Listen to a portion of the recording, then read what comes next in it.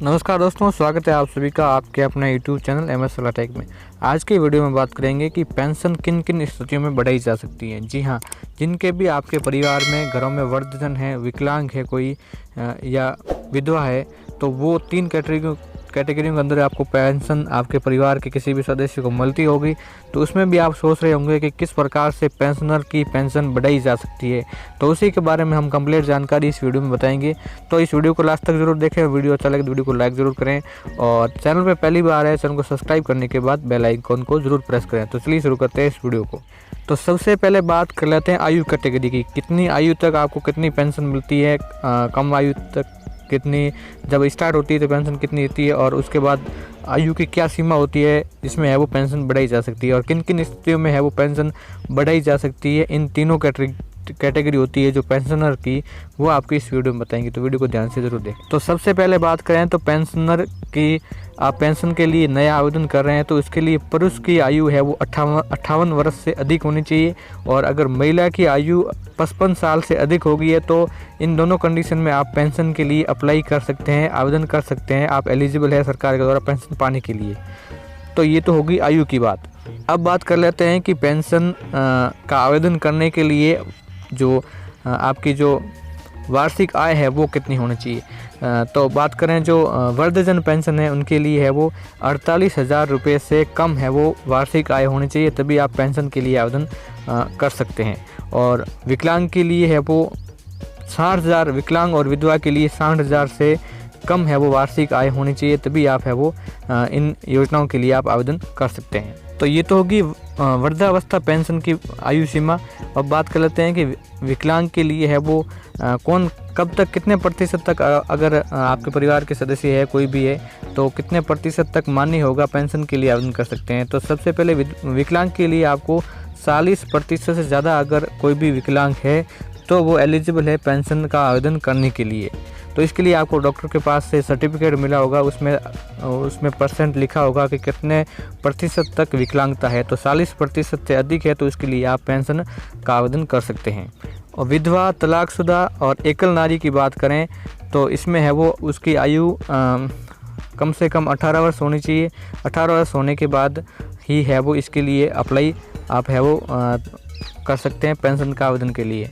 अब बात कर लेते हैं कि वृद्धावस्था और विधवा और विकलांग पेंशन योजना के लिए कितनी उम्र तक कितनी आपको पेंशन दी जाती है, यानी कि कैटेगरी वाइज है, उम्र वाइज है आपको, वो आपको कितनी पेंशन कितनी उम्र होने के बाद आपको पेंशन मिलती है। तो वृद्धावस्था की बात करें तो 55 से लगाकर 75 वर्ष की आयु तक आपको 750 रुपये प्रति महीने की दर से आपको है वो पेंशन मिलेगी। और जैसे ही आपकी उम्र वृद्धावस्था पेंशन में है वो 75 वर्ष से अधिक हो जाती है तो आपको सीधे 1000 रुपये मिलना शुरू हो जाता है। तो विधवा पेंशन के लिए आयु सीमा 18 वर्ष से लगाकर 55 वर्ष की आयु में, और 55 से 60 की उम्र तक है वो 750 रुपये पेंशन मिलेगी। और 75 से कम उम्र वालों को 1000 रुपये की पेंशन मिलेगी। जैसे ही आपकी उम्र 75 से मतलब पेंशनर की आयु 75 से अधिक हो जाती है तो आपको सीधा 15,000 रुपये की राशि मिलना शुरू हो जाएगी। अब हम बात कर लेते हैं कि इन पेंशनर की आयु सीमा की कारण है वो पेंशनर किस प्रकार से क्या क्या तरीके हैं जिनसे आप पेंशन बढ़ा सकते हैं। जी हाँ, पहला तरीका हो गया इनकी वृद्धावस्था, विकलांग और जो विधवा पेंशन योजना होगी, इनमें है वो आप पेंशन किस प्रकार से बढ़ा सकते हैं। तो इनकी आयु हमने जो इसमें आयु कैटेगरी बताई है उस हिसाब से अगर आपकी आयु 75 वर्ष विधवा की वृद्धावस्था पेंशन के लिए 75 से अधिक हो गई है, फिर भी आपकी है वो पेंशन की राशि आपको 750 रुपये ही मिल रही है 1000 रुपये मिलने की जगह। तो इसके लिए आपको एक ही कंडीशन है कि आपका पेंशनर का वार्षिक सत्यापन करने के बाद आपकी उम्र है वो सीधे अपडेट हो जाती है। ये आपने कर लिया है फिर भी आपको 750 रुपये पेंशन मिल रही है, तो उसका एक और तरीका है जिसमें आप है वो जब भी आप पेंशन का वार्षिक सत्यापन करते हैं तो उसमें है जो जन आधार का डाटा होता है वो सीधे पेंशन के पोर्टल पर आता है। तो सबसे पहले आपको जन आधार कार्ड में आपका जो जन आधार कार्ड की आयु है वो अपडेट कर लेनी है।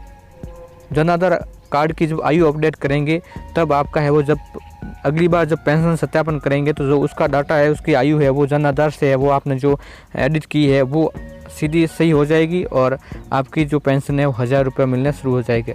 इसके अलावा अगर आप इसमें भी है वो सफल नहीं होते हैं तो आपको तीसरा और आखिरी का तरीका है वो आपको अपनी पंचायत समिति में जाके आपके जो पेंशन की जो वार्षिक सत्यापन करते हैं उसमें सत्यापन करने के बाद जो डॉक्यूमेंट होते हैं उसमें आधार कार्ड और पीपीओ लेकर आपको है वो सीधे पंचायत समिति में जाना है और उसमें बताना है कि आयु हमारी मतलब जो भी पेंशन पा रहा है उसकी आयु 75 से अधिक हो गई है, लेकिन फिर भी है वो 750 रुपये की राशि मिल रही है। वहाँ आपको 100% इसमें है वो सुधार हो जाएगा। विकलांग पेंशन योजना में भी इसी तरीके से आप है वो अगर पेंशन का वार्षिक सत्यापन कर लेते हैं पेंशनर का, तो उसमें भी है वो कोई भी कमी रह जाती है तो वो अपडेट हो जाती है, मतलब अपने आप ऑटोमेटिक आयु है वो अपडेट हो जाती है। इस प्रकार से आप है वो पेंशन अपडेट करने के बाद जिस हिसाब से आपको पेंशन मिल रही है उससे है वो अधिक जो आयु के हिसाब से मिल रही है वो आपको मिलना शुरू हो जाएगी। अन्यथा नहीं मिलती है तो आपको है वो जन आधार पोर्टल पर जन आधार एडिट करना पड़ेगा। जन आधार एडिट करने के लिए आपको नज़दीकी ई-मित्र के शॉप पे जाना पड़ेगा, वहाँ आपको जन आधार एडिट कराना पड़ेगा। जन आधार एडिट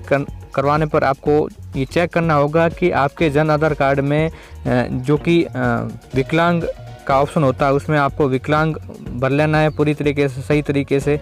वो अगर कर लिया है तो बिल्कुल आपकी जो पेंशन है वो आपकी आयु के हिसाब से मिलनी शुरू हो जाएगी, और नहीं तो आपको पंचायत समिति में वही डॉक्यूमेंट लेके जाना पड़ेगा।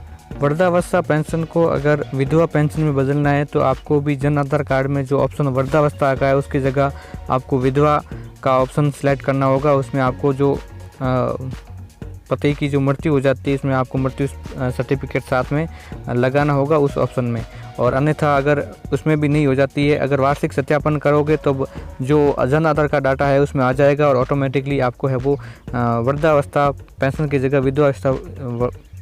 विधवावस्था पेंशन है वो आपको मिलना शुरू हो जाएगी। और अन्यथा आप है वो अपने नज़दीकी पंचायत समिति जाकर लास्ट रास्ता यही है कि आप अपनी नज़दीकी पंचायत समिति में जाके आप अपना जो डॉक्यूमेंट है वो साथ में ले जाके आप है वो पेंशन को अपडेट करा सकते हैं, अपनी कैटेगरी चेंज करा सकते हैं। तो आशा करते हैं वीडियो आपको अच्छा लगा होगा। वीडियो अच्छा लगा तो वीडियो को लाइक ज़रूर करें, और चैनल पे पहली बार आए तो चैनल को सब्सक्राइब करने के बाद बेल आइकन को ज़रूर प्रेस करें। और आपके मन में कोई भी सवाल है या सुझाव है तो कमेंट बॉक्स में ज़रूर बताएं, हम आपके प्रत्येक कमेंट का रिप्लाई करने की पूरी कोशिश करेंगे। तो मिलते हैं एक और अगली वीडियो में, तब तक के लिए जय हिंद, वंदे मातरम।